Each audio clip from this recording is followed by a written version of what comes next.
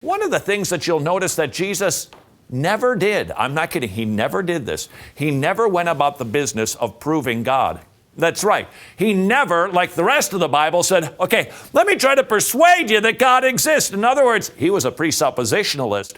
He knew what Romans 1 said. Everybody knows who God is. Now, they don't know Jesus. They've got to hear his name, but they know who God is. They just suppress the truth in unrighteousness. So we really shouldn't need to go about the business of trying to prove that God exists.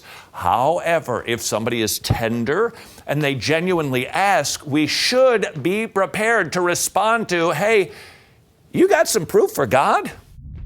Lots of people say there's no evidence for God. Well, we're going to knock that one out in 3. I'm just going to have to keep it simple, throw in the old 1-2 combo, get in and out real quick, and let you fine folks chat all about it, okay? Punch 1 I'm going to call the info uppercut. When's the last time you walked into a library and asked, hey, where are all the books that have been written by mindless products of natural laws? The librarian would probably laugh at you and tell you that no such books exist. They don't exist because they can't exist. Why not? Because first of all, it's just common sense. The words that form the message in books always originate from a person with a brain. Or to say it a bit more scientifically, the message of the book, the purpose, comes to be understood by the orderly placement of the words, design, and information.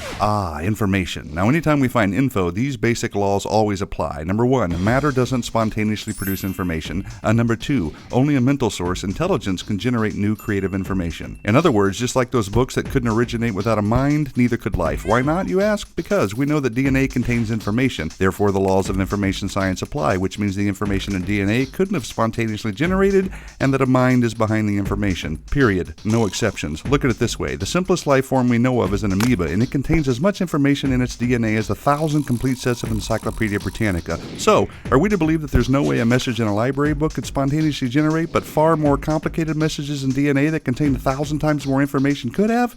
Not likely. You see, when it comes to life or anything else that contains information, the laws of information science confirm the necessity of a creative mind.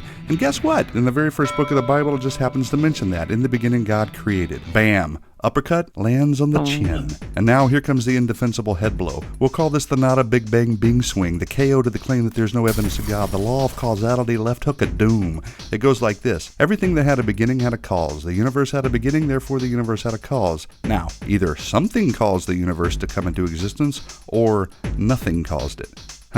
I might not be the smartest guy behind the telescope, but honest, practical, everyday thinking's going to lead me to the former. You have to work pretty hard to conjure up a way that nothing did it. You see, it's pretty improbable, nigh impossible, to account for design, information, and cause if the universe just exploded from nothing. Smack! And while we're on the topic, where did the matter come from that exploded? Are we really to believe that there was nothing and then it exploded, and now the exploded nothing is something, and we just happen to be smart enough to discover and understand the very laws that prove the opposite? And if the general understanding of the law of cause and effect is true, how can matter come from a lesser cause like nothing?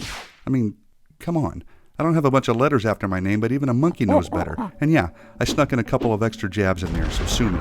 Now for some parting words from our sponsor, the Bible. It tells us in Romans 1:20 that since the creation of the world, God's invisible attributes are clearly seen, being understood by the things that are made, even his eternal power and Godhead, so they are without excuse. It also says that people actually know the truth, but they reject it, which explains why even though there's overwhelming evidence that there is a God, evidence won't convince the unwilling. Sad but true. So there you have it. With just a couple of meaningful blows, the claim that there is no evidence for God is down for the count, mi amigos. In other words, it's been debunked. The string, it's connected all the way to the stick. He goes for the Wretched hoodie because he loves them. Down comes the box. The stick pulls the string on my desk, pulling the cup. I know he's here. He's in the box. You, behind the couch. Don't let him get away. Got him! Yes. Party's over, Juan. He can't. Yes. I'm trying.